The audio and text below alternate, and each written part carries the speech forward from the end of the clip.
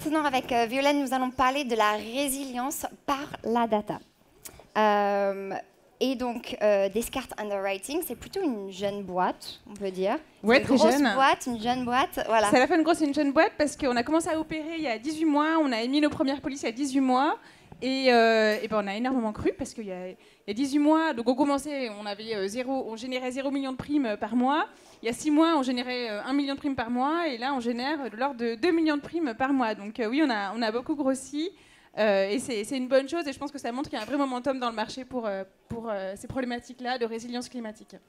C'est parfait. Juste en 2 lignes, parce qu'après, j'aimerais bien me plonger dans le relation grand groupe avec votre boîte. Mais en 2 mots, qu'est-ce que vous faites ?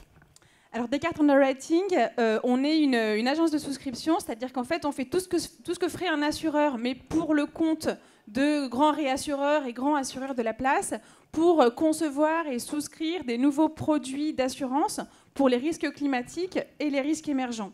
Voilà, qui sont des vraies problématiques aujourd'hui pour les entreprises. Et donc, on fabrique ces produits à destination des entreprises et des gouvernements. Hein. Donc, on n'est pas dans le retail, on est vraiment sur du B2B et de l'assurance pour les entreprises.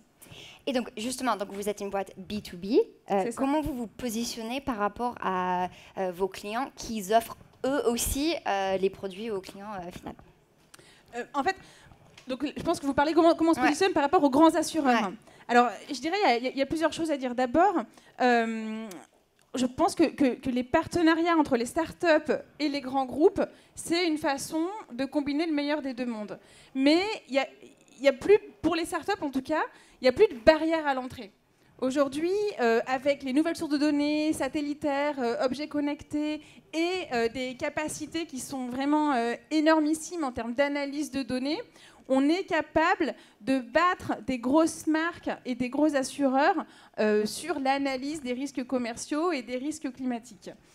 Surtout que sur ces sujets-là qui évoluent très vite, les données d'hier n'expliquent pas forcément bien ce qui se passera demain. On le voit, le changement climatique nous montre bien qu'il faut des modèles plus poussés que juste des analyses historiques pour savoir ce qui se passera demain. Donc ça, c'est un premier point. Mais donc, ce que je disais tout à l'heure, c'est qu'on ne va pas se positionner comme concurrent frontal des grosses compagnies d'assurance. Je pense que le partenariat, c'est une façon beaucoup plus intelligente d'aborder le marché. Chez Descartes, on a d'ailleurs annoncé en mai dernier un partenariat avec Generali, avec la branche corporate de Generali. Et donc, on s'appuie sur eux, sur leur réseau international, sur leur connaissance des clients corporate. Donc, c'est vraiment une façon de combiner le meilleur des deux mondes, de combiner l'agilité des startups et la marque établie, bicentenaire des grands comptes d'assurance. Et justement, donc avec ce très beau partenariat avec Generali, est-ce que vous avez des exemples de comment ce partenariat a été vraiment gagnant-gagnant, ou est-ce que c'est juste le positionnement que vous vendez lors de ces réunions ?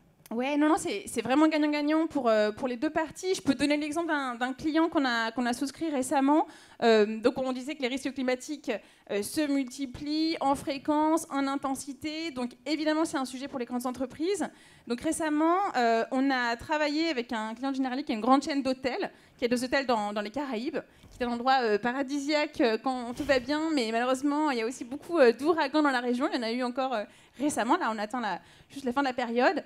Et du coup, on est en capacité de proposer des produits qui soient combinés avec Generali. Donc Generali va couvrir la ligne traditionnelle de responsabilité civile, ce genre de choses qui ne se font pas tellement par la data, et va nous confier les risques qui nécessitent une modélisation climatique plus approfondie pour qu'on les traite avec nos produits sous forme d'assurance paramétrique. Voilà, donc c'est ça qu'on fait chez Descartes.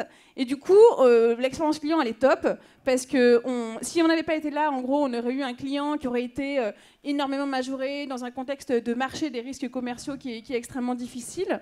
Et avec le partenariat qu'on a avec Generali, on a un client qui, a eu une expérience d'achat de produits d'assurance qui est top, et 2, en cas de réalisation de ce sinistre, il va bénéficier d'une expérience client qui est excellente en paramétrique, puisque nous, on va détecter l'événement par les nouvelles technologies, par l'imagerie satellite, et on va le détecter en temps réel, et on va être capable de déclencher le paiement d'une indemnité en temps réel, ce qui, pour les clients aujourd'hui qui traversent une crise économique importante, et là, je parlais d'un client dans le secteur de l'hôtellerie, donc c'est encore plus plus vrai et fort pour lui. Recevoir de l'argent très vite en cas de sinistre, c'est vraiment clé. C'est génial que vous avez pu vraiment, je pense que c'est le rêve de plein de startups, de vraiment pouvoir travailler côte à côte avec leurs partenaires et pour produire quelque chose qui est sur le marché.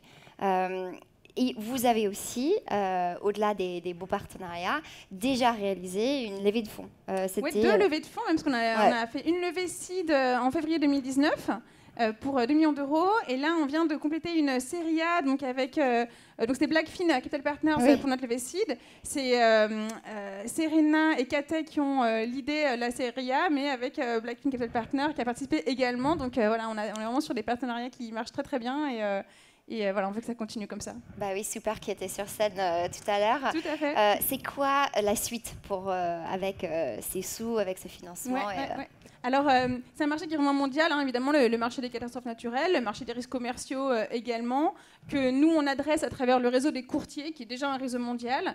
Mais on sait qu'il faut avoir une présence sur place pour vraiment pénétrer le marché avec des taux de pénétration qui soient à la hauteur de ce qu'on recherche. Donc, on va commencer par ouvrir des hubs aux US et en Asie. Voilà, on a déjà commencé et c'est quelque chose qui se fera dans les tout prochains mois. Autre chose qu'on fait avec ces fonds, c'est de continuer d'approfondir et de développer nos modèles pour adresser des risques climatiques qui sont mouvants, qui sont émergents, qui évoluent en permanence, et faire grossir l'équipe pour devenir à plutôt court terme la plus grosse équipe paramétrique du marché. C'est génial. Et donc, ma toute dernière question, c'est par rapport au Covid. Qu'on ne va pas ne pas en parler. Quel impact est-ce que vous avez vu chez vous? Oui, non, c'est une vraie question et je pense que c'est un sujet qui est facile pour personne, qui a challengé pas mal de boîtes. Dans le cas de l'assurance paramétrique, ça a plutôt révélé des tendances qui ont accéléré le momentum de l'assurance paramétrique. Il y en a 3. La première, c'est que le Covid a conduit à une crise de confiance dans l'assurance des entreprises. Pourquoi ? Parce que vous en avez entendu parler autour de vous, dans la presse, les clients corporate, les clients commerciaux, n'ont pas compris comment les assureurs les couvraient. Ils avaient des polices extrêmement compliquées. Ils n'ont pas compris s'ils étaient couverts ou pas. Certains étaient couverts contre l'épidémie, mais pas la pandémie. Voilà. Ils n'ont pas compris. Et ça a révélé qu'il y avait un manque de transparence dans l'assurance traditionnelle, qui a accéléré le passage vers l'assurance paramétrique, qui pour le coup est hyper simple. En assurance paramétrique, on dit juste, si le vent souffle à telle vitesse, vous allez recevoir tant d'argent, point. On est sur des polices de 2-3 pages qui sont totalement transparentes et où il n'y a aucune asymétrie d'information.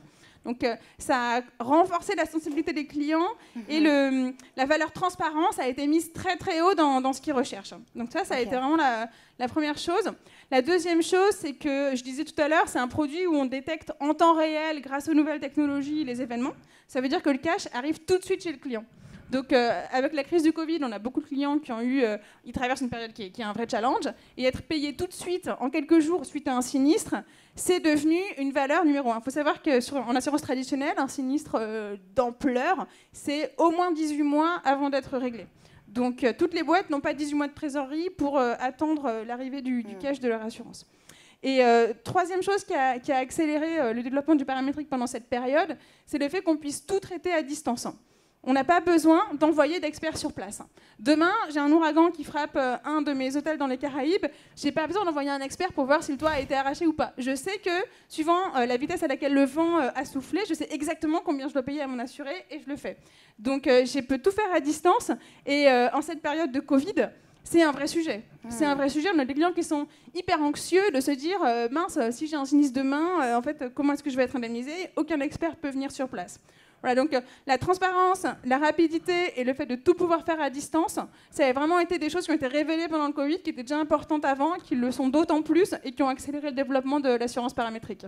Oui, qui a vraiment catapulté un peu l'adoption de ces services-là. C'est intéressant parce que ça renforce un peu les choses qu'on a entendues toute le long de la journée, des besoins et des demandes des consommateurs, ou parfois les millennials, que genre on est impatiente, il faut qu'on sache tout de suite ce qui se passe. Je dis on, mais je pense que je suis trop vieille pour être millennials, mais bon, j'en rêve. Et voilà, et aussi ce truc à distance. Donc, Donc voilà, ça renforce beaucoup C'est un des révélateur messages. de tendances de fond, en fait, un catalyseur de mouvements qui étaient déjà engagés, mais qui sont devenus des top priorités pour les clients. Ouais. Bon, bah, merci beaucoup pour cette invention. Merci beaucoup.